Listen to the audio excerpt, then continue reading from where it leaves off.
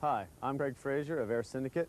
This is Kei-Deddi and Di-BoB of Kal Koncepts, and we're here to introduce you to the third part of the 3-video series on automotive airbrushing and custom graphics. This part is airbrush graphics on custom helmets.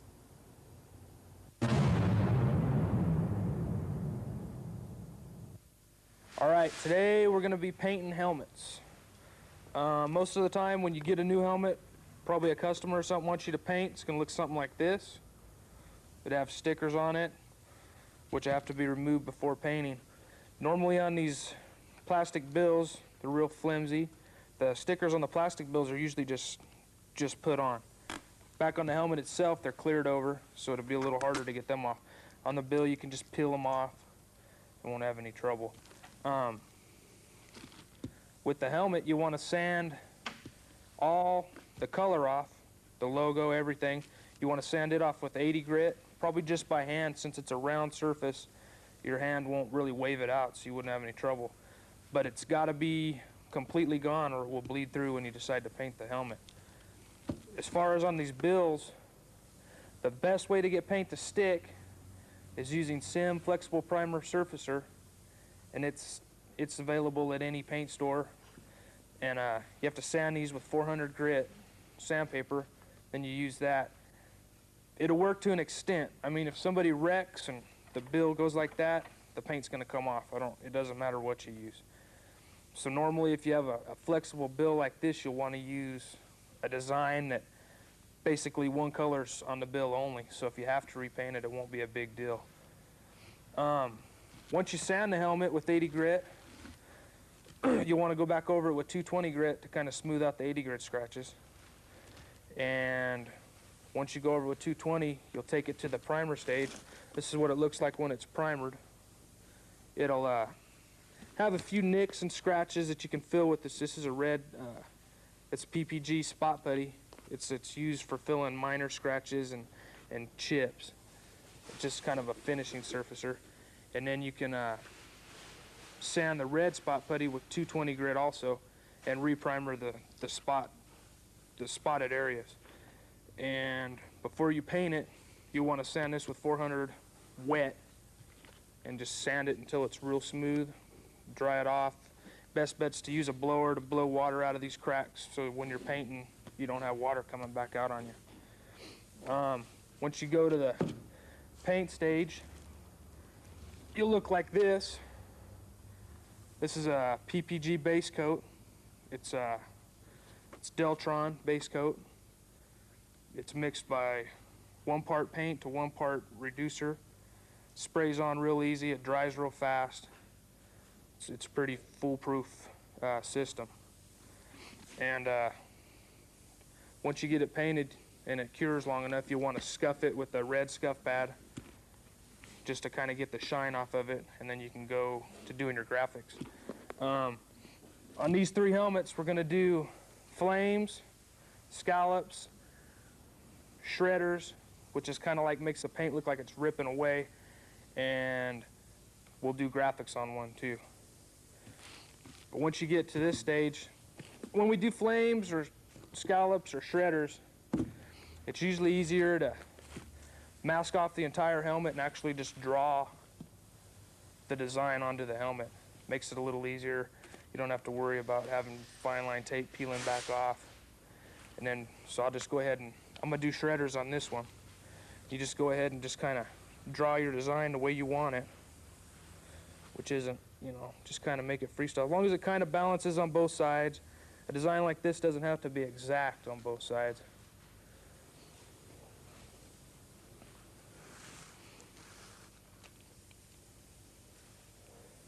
You just work your way all the way down, trying to kind of keep it uniform. Your design, when you draw it, doesn't have to be exact. It just gives you a guideline for cutting. Once we get ready to cut it, we'll just use a double-edged razor blade to cut the design, and then we'll just peel back the design. And then pretty much it's already masked for you once you do that. And it's pretty much ready to spray. Now that that side's done, I'll just kind of try to match up the other side as good as we can. Like I said, it doesn't have to be perfect as long as it's somewhat uniform.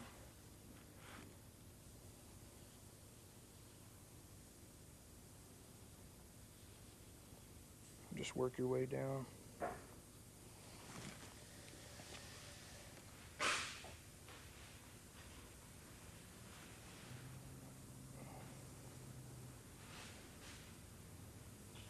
Trying to keep it uniform with the other side, that's the most important. As long as it's, here's this side here, as long as this side's about the same place and it looks pretty uniform in the back when you're done, you'll be set. Now what I like to do is come back and just add a few little pieces that are ripping off of the shredders to give it a little bit of depth. Those will be cut out too.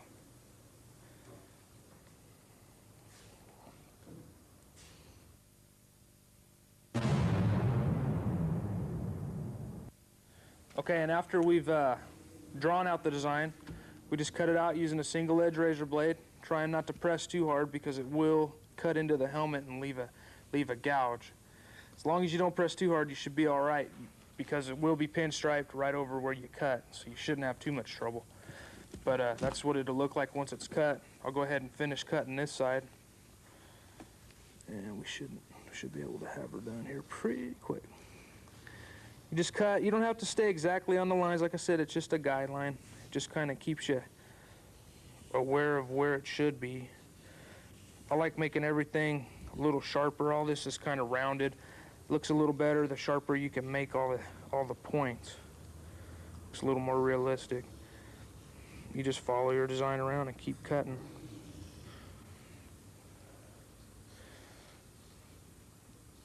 It's always good to look at the back and kind of judge where you're at here. As long as your tips are pretty close to the whole design will look pretty good.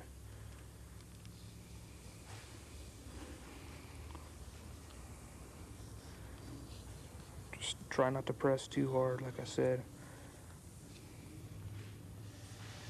This is a pretty quick and easy design. Normally something like this, if a customer was to bring it in, you would charge them probably anywhere from $150 to $175 for a design like this. It's pretty good money for as quick as you can do one. And once all the airbrushing and effects are done on it, it looks pretty good. Just follow your design around, making the tip sharp, like I said. Just cut out your little deals. You just once it's cut, you just got to peel the tape away.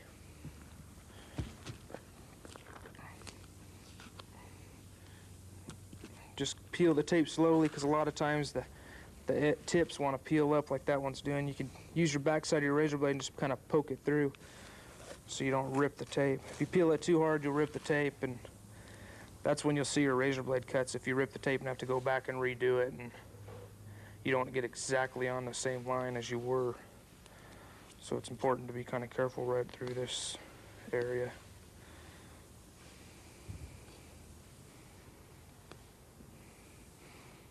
You just keep peeling. Like I said, just push it down and it'll break.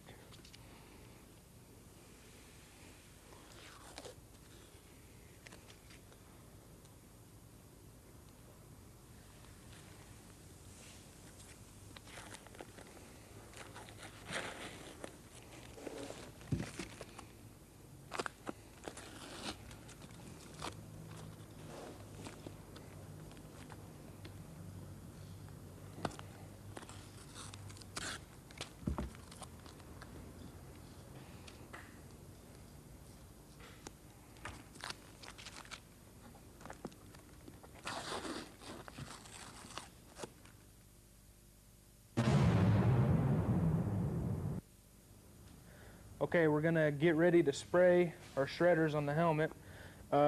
We decided to spray it. It's kind of a real vibrant purple. It's made using a Deltron mixing bank toners. This is a DMD 624. It's a deep violet. We'll add a little bit of that. It's very transparent, so what we'll do is we'll add a little bit of flake. It's just a silver aluminum. It's DMD 650.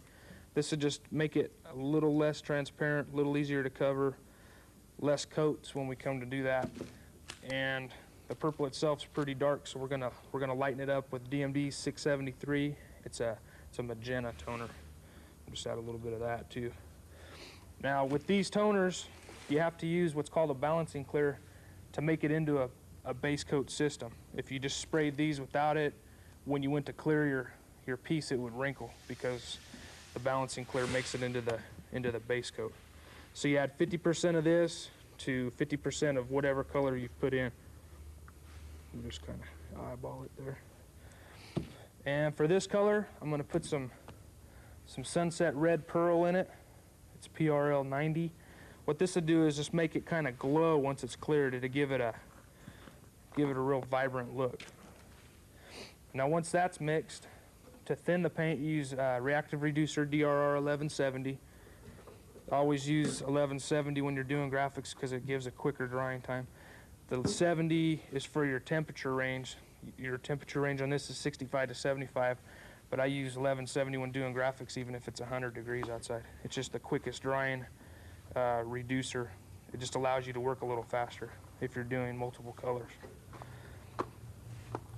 Just thin that out. Always use a paint strainer. So what it does, it catches impurities in the paint and keeps them from ending up on your job. You want to stir the paint real well, make sure everything's mixed up good. Kind of see the color. It's real vibrant, real sparkly looking. Once that's done, load it up in the gun. I'm using an Iwata LPS2 paint gun. It's a environmentally safe paint gun. With the new laws now, we have to use that type of paint gun. It doesn't allow as much material into the air, which is supposedly saving the ozone. Let me get all this out of the way. And the helmet was scuffed before we lined everything out, so it's ready to paint. I use a helmet stand, which you can use a jack stand, anything to get the helmet up off the table, because when it's on the table like this, and you're trying to spray an edge, the paint wants to roll and it won't stick to this edge. You always end up with a light spot around the bottom, so it's good if we can get it up, kind of eye level, at least to where you can make sure everything's painted.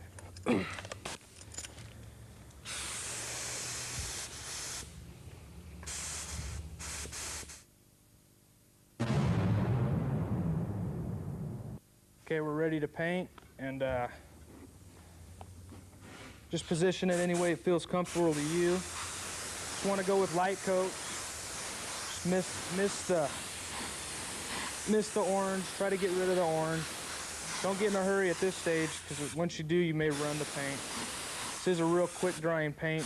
Chances are you won't run it, but if you really try to load it on the first coat, you might. So once you run it, then you got a bunch of other stuff you got to do to fix it.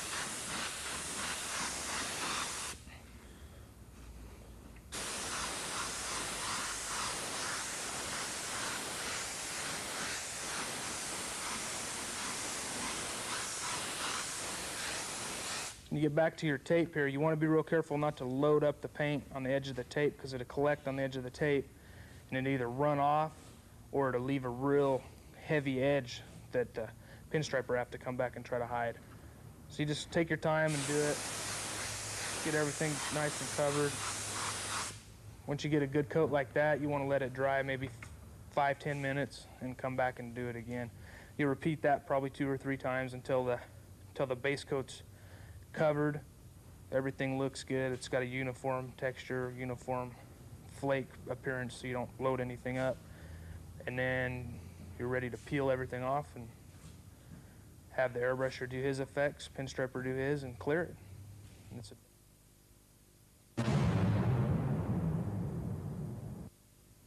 In this part of the helmet, we're going to start doing the actual airbrush effect. This right here is an airbrush. This is a sticker that we put on here. And nice thing to do with like stickers, you know, this is a sticker of our company, just to kind of tag the helmet, is coming with an airbrush to add some fades in there. So I have some quinacridone magenta.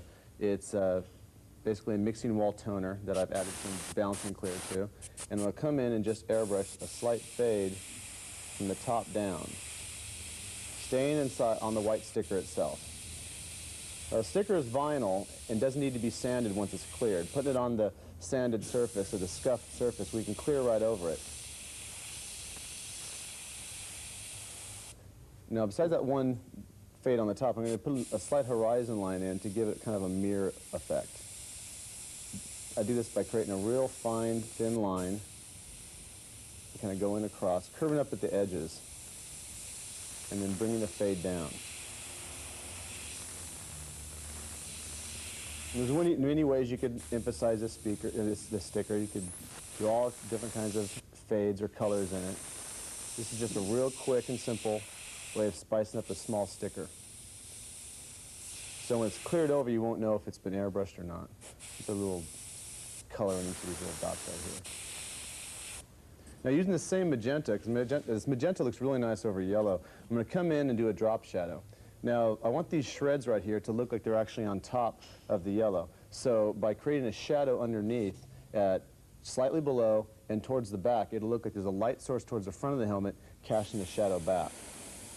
Notice how this magenta, the magenta back here appears like an orangish color here. That's because it's a transparent toner and uses the yellow underneath as a base.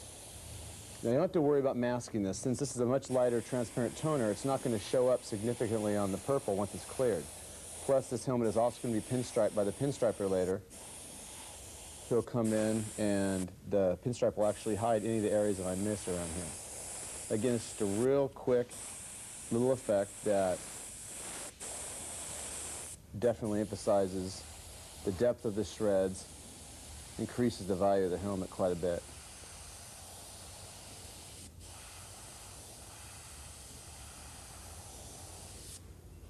Continuing that same drop shadow. Now, the one thing you're going to notice on a helmet, since it's a three-dimensional object and you're going to be moving around it, the light source is going to change. Now, I still have the drop shadow on the bottom of this one line here.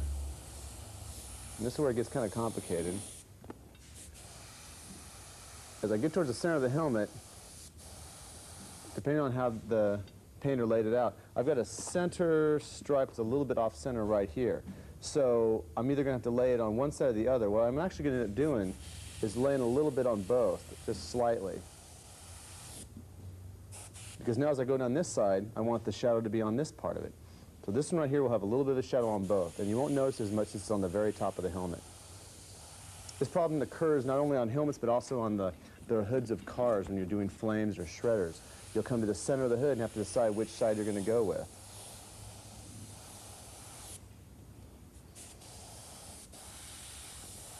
And then I continue along down this side with the drop shadow.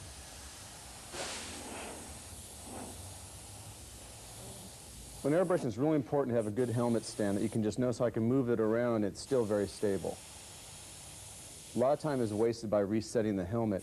You can't just pivot it and use it like this.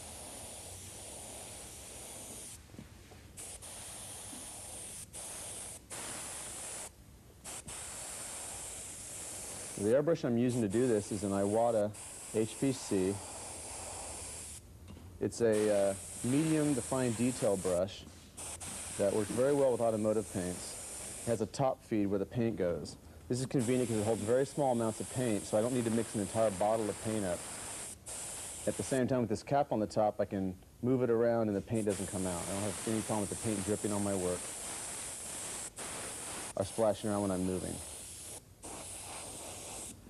Just coming back and making sure all the shadows, doing little touch-ups here and there on some of them. I want to make sure the inside crevice in here where the two scalps meet is the darkest area. Notice how the more I build up this magenta, the more it becomes like a really fiery red.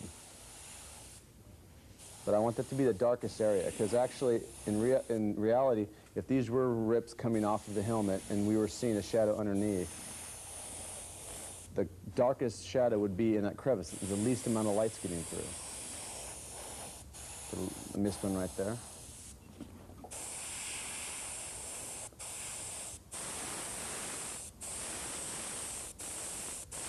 Another nice thing about using these urethanes to do effects with is they're instantly dry. All that paint I just painted on there, it's dry. Even the stuff I painted right here, completely dry. And you can clear this immediately. You don't have to wait at all.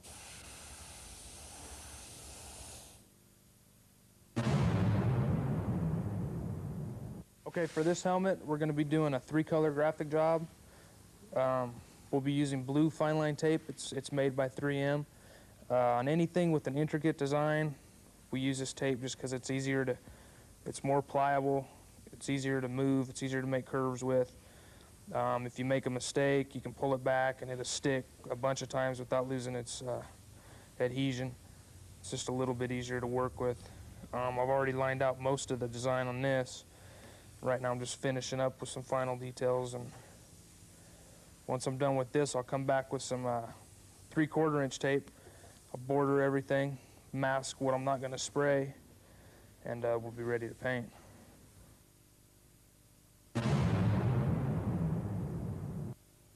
Okay, we have the helmet that we were working with the blue tape on. It's all ready. I came back with 3/4 inch masking to border in where the blue tape was, and as you can see, it's all masked off. It's ready to shoot. I'm using the same purple I used on the other helmet. It's all mixed up, ready to go. It's mixed the same way, same toners. All we got left to do is sprayer.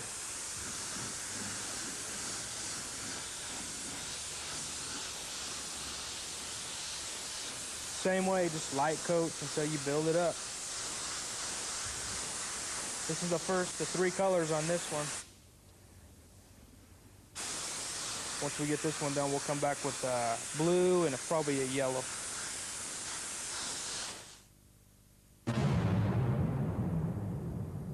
In this step, we're going to airbrush another helmet. We got another one of the stickers right here, the Kal Koncepts sticker, and I'm going to show a little bit of a touch-up you can do to the sticker, make it look a little bit more lively.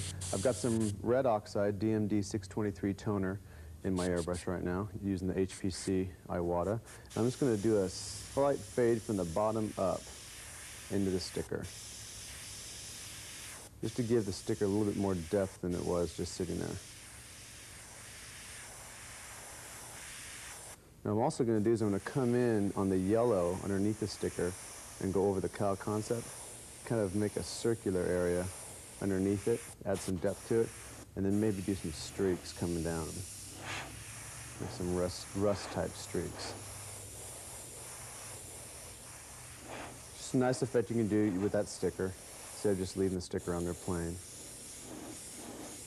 Now, the main effect we're going to do on this helmet is going to be a drop shadow for the flames. Now, this is going to be airbrushed on here to not only accent the flames, but to give it the illusion of depth like it's floating over the yellow. For this, I'm going to switch to my other Iwata, which already has a weakened mixture of base coat black urethane. The reason I say weakened is it has probably about twice the amount of reactive reducer I'd normally have if I was shooting in a gun. By having it this way, it's a little bit thinner. I'll be able to see the yellow through it and it won't be stark black. After all, a drop shadow is not black, it's just an absence of light. So going down underneath, underneath the flame and back to show a light source that's in the front, I'm going to slowly outline our drop shadow of the flames. Now, it's real careful, unless you want to remask all these flames, to not get too much of the base coat on the flame lick itself. Now, when the pinstriper comes in, he can come in and touch it up and fix it. But it makes his job a lot easier if you just try and stay away from it as it is.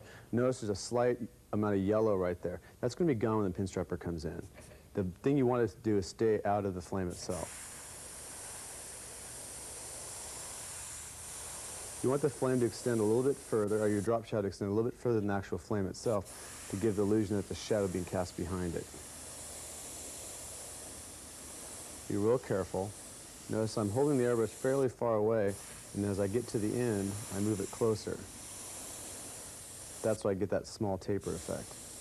I don't want this to be a sharp line. I want it to be a gradual fade to give the illusion of just a nice soft shadow. I don't want any hard edges. Now, if you really want to be meticulous about the shadow, you can mask out a duplicate set of flames for the shadow. Just a duplicate of these, just shift it over. But that's a lot of extra work. This right here is a real quick and easy way to add an effect to the helmet that definitely makes the helmet stand out from the rest.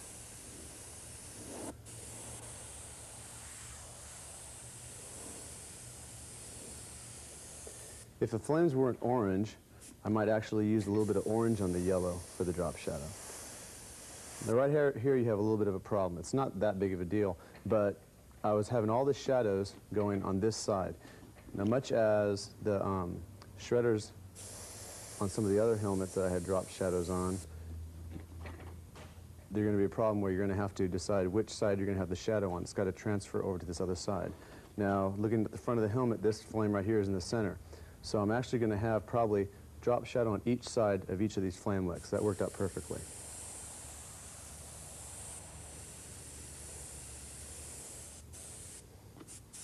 I'm going to put a little bit of a shadow right in here.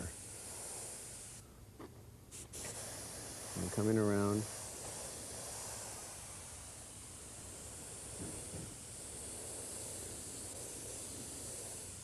Now, if you get way off like this with the shadow, don't worry about it. It'll actually just give the illusion that the flame is at different heights and different levels.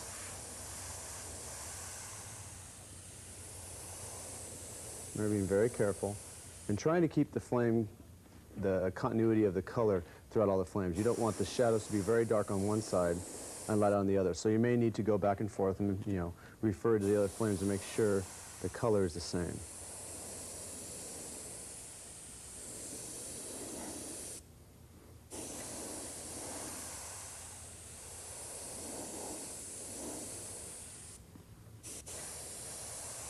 You see, this is a fairly simple trick, and just with some practice, you can really get these going fast.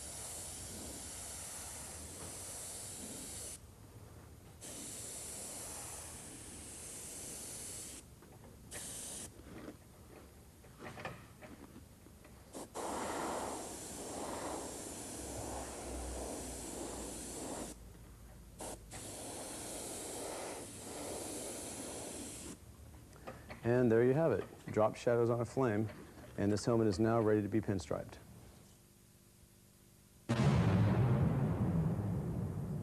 For this helmet right here, the airbrush I'm going to do on is going to be using some magenta to give some type of streak effect on the yellow. But first, we got another one of these stickers back here. I'm going to do some airbrushing on the sticker just to again, just keep it from being just a standard plain sticker. What I'm going to do here is a type of a stipple effect, which is very simple to do with the top feed airbrush. What I'm going to do is I have magenta in the airbrush right now. I'm going to load up the needle and then just splatter the paint right onto the sticker area around the orange. And some of it's going to get on the orange around it. And that's what I want that. This is a good thing. Given the stipple effect, it just gives kind of a texture to this orange part of the helmet, as well as the sticker itself. Now, it's very important that when you're doing this stipple, these dots are very thick. You don't start spraying right away, or they'll have a tendency of spider webbing out. It takes a little bit longer for these to dry than the paint does, even though this is very fast-drying paint. The paint I am using is the two-stage PPG 673 DMD toner. Basically the same color as this graphic right here. Now, letting these dots dry, I'm going to come over to this yellow area and actually create that streaky effect with the same airbrush, same color. And notice the difference in color. Because it's a transparent toner, it actually becomes like a reddish color, whereas back here it looks like a very dark magenta.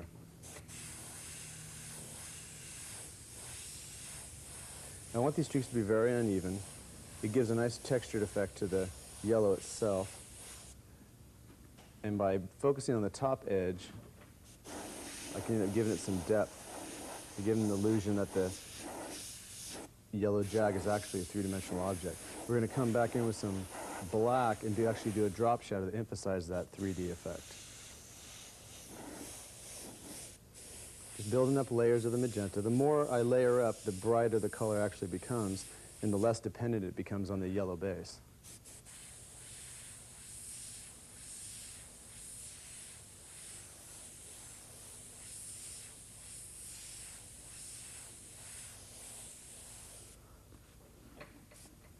Again, working all the stripes.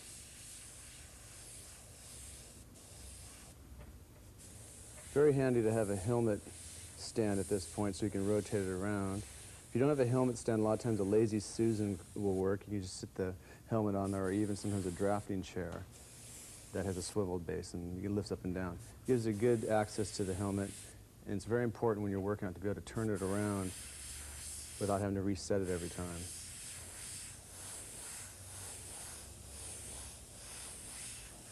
As I mentioned before, it's a very fast drying paint. See right here? That area is dry right now.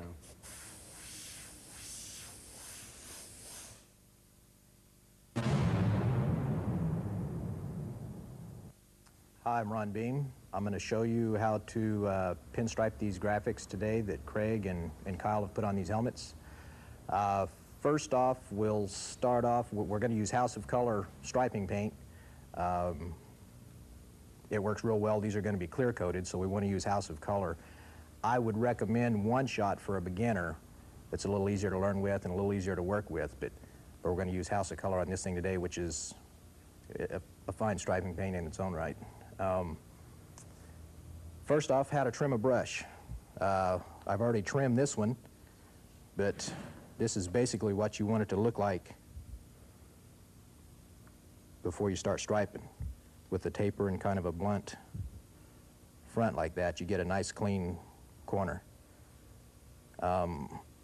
There's two basic reasons for outlining graphics like this. One is to hide a bad paint edge, and the second is to add a contrasting color to give your graphics a little more definition, a little more pop. So we'll get started here and we'll see how we do. This is House of Color's reducer. This is a light blue that I've mixed up with their light blue and white. And this is a little catalyst to make sure we don't get a reaction when we're clear coated.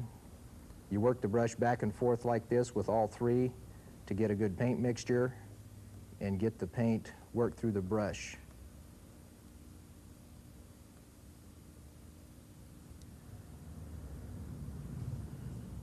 We'll wipe off our excess with our bare fingers. As far as holding a brush, I use the two-finger method. I hold it between my thumb and first finger with the handle resting against my thumb. There again, it's whatever is most comfortable for you. Everybody holds the brush differently. You can look at 10 stripers and see 10 different styles. Something very important when you start, you want to look where you're starting, but you also have to look in the direction that you're going.